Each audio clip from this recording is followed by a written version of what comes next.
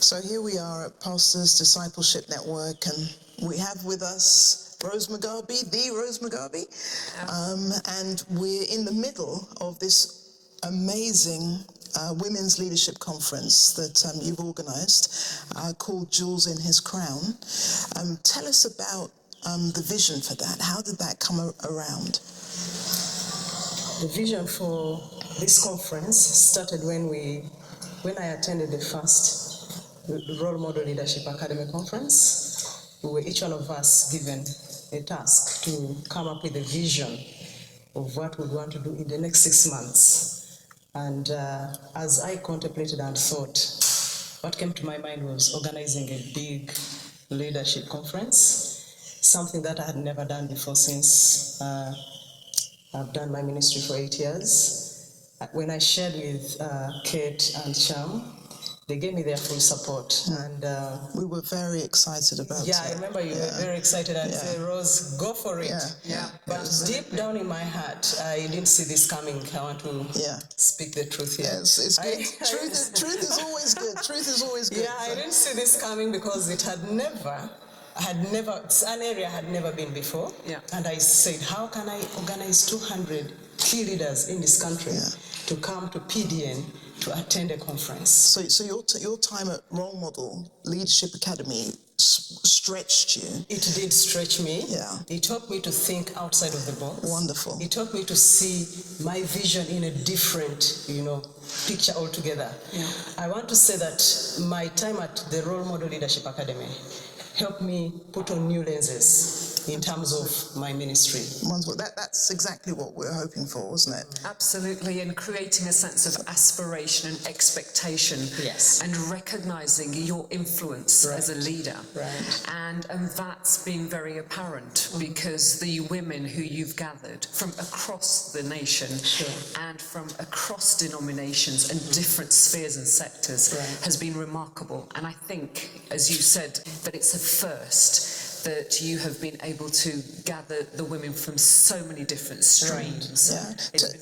In fact, tell us a little bit about that. Tell us what's different about this Women's Leadership Conference. What is different about this Women's Leadership Conference is it is the very first one where we are organizing people from across different denominations, but specifically from the Anglican Church, having reverends from the Anglican Church sitting together with Pentecostals. It is something that has not been happening in this country before. So to me, I see this as breaking ground in an area where we had never been before. It's also a huge prophetic statement in terms of unity, of bringing these leaders across streams and denominations to sit together, to agree together, to support one another. And we've been hugely excited about it and hugely encouraged by your faith and by what you've been prepared to do and accomplish. And we're now halfway through. So tell us how you feel things are going. So far, the women feel what has been given to them is what we call a life-giving presence for them to take to their communities, their churches, and the marketplace. The women feel this is something they have lacked. It is a new way of training in terms of leadership, helping them to unlock the potential that has been locked up somewhere. They feel this is something that they have been looking for.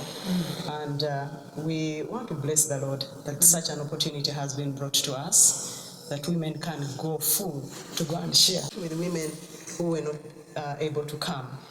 But so far, women are excited about what is happening.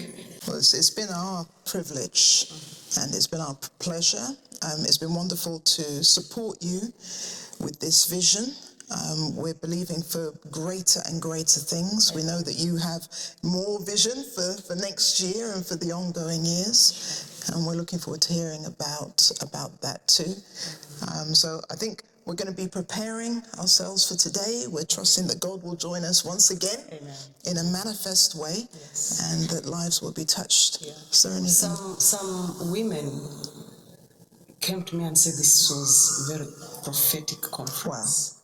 They saw the Lord deliver them, wake them from their sleep, point them to the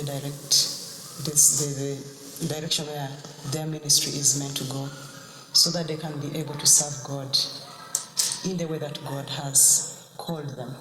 So it felt like shells have fallen off their eyes, shells that had covered their leadership abilities and potential.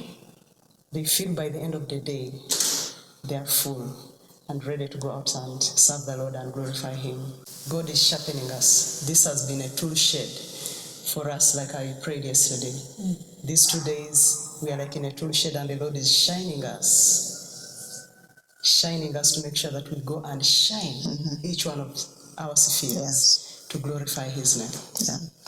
And that's so encouraging to hear, because that's part of the vision of Next Leadership, is to enable leaders to recognise the gifts and the talents and the abilities that they have within. And often circumstances and situations and historical scripts and present scripts that we carry can somehow tarnish or overwhelm leaders. And just to hear, Rose, from you that we've been able to provide tools, which we have done. That's the sense that we've had in the conference, is that not only have we given spiritual formation, a theological reflection, we've also provided very practical tools that the leaders can take away and use in their contexts. And that's very, very exciting. Very, very exciting. I think all we need to say really is that our hope for all of these women is that they will sparkle and shine, and that we will also together sparkle and shine. Amen. As jewels in His crown. In His crown, giving a life presence in each of their settings. It's going to be a different story. In this Wonderful. We look forward to the next chapter. Yes. Amen.